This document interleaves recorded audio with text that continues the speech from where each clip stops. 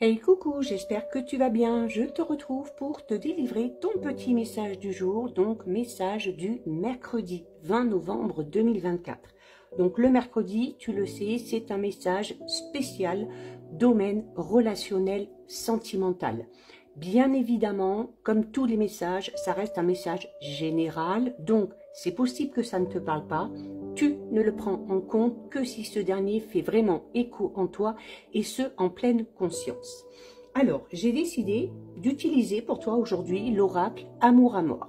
J'ai brassé les cartes, une est sortie du jeu, on découvre ton message ensemble. Alors, on a ici la carte numéro 34. La carte numéro 34, tu le vois ici, tu as deux personnages avec un trait en plein milieu et un ciseau. Donc, c'est une carte qui va parler du fait de devoir couper des liens. Peut-être aussi, on peut parler de séparation. Ok, c'est également le fait de couper avec quelque chose, donc couper avec quelque chose, avec quelqu'un qui ne te convient plus, bien évidemment. Donc, on va parler ici pour toi tout simplement de déblocage et de libération.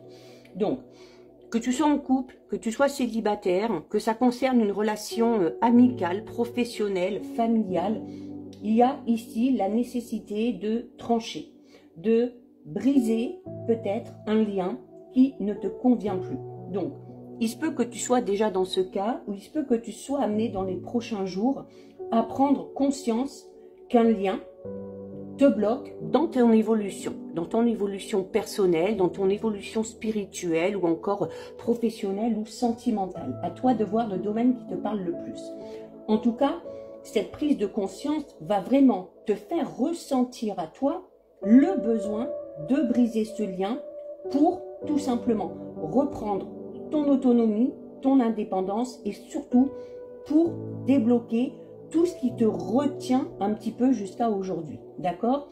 Alors, il y a ici, ça peut être toi, ça peut être la personne concernée, mais on parle d'une personne qui est assez intransigeante, une personne aussi qui n'a aucun problème à couper court à une relation, une conversation, peu importe, à partir du moment où ça semble insignifiant et à partir du moment justement où on prend conscience que ce lien ne nous mène à rien, d'accord? Donc, il va falloir faire preuve un petit peu aussi d'autorité, hein, si tu as besoin de briser un lien, mais il n'y a pas vraiment de difficulté à briser ce contact parce que justement, on s'aperçoit que ça nous affecte.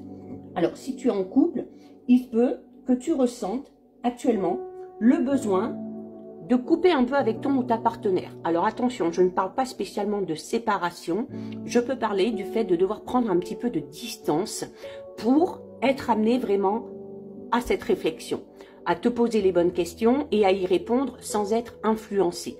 Alors cette prise de distance peut t'amener ensuite peut-être à prendre la décision de te séparer définitivement de ton ou ta partenaire ou à l'inverse, va te permettre peut-être de voir les choses différemment, de te remettre en question et d'essayer d'arranger les choses. Là, c'est toi qui vois.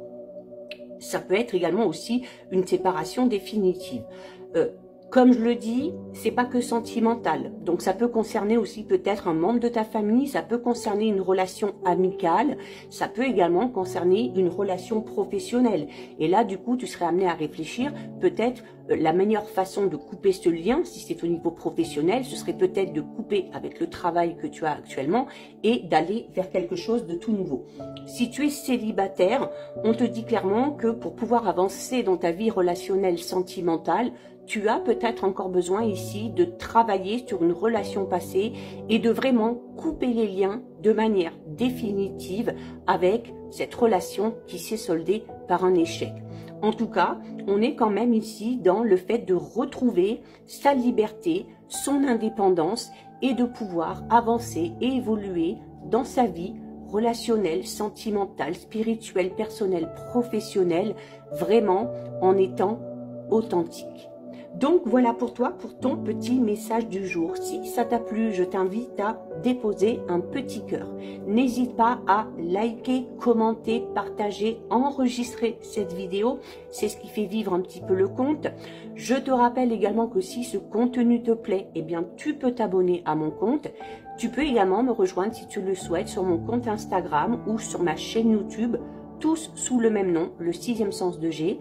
Sur ma chaîne, tu trouveras actuellement la guidance générale pour toute cette semaine, donc du 18 au 24 novembre.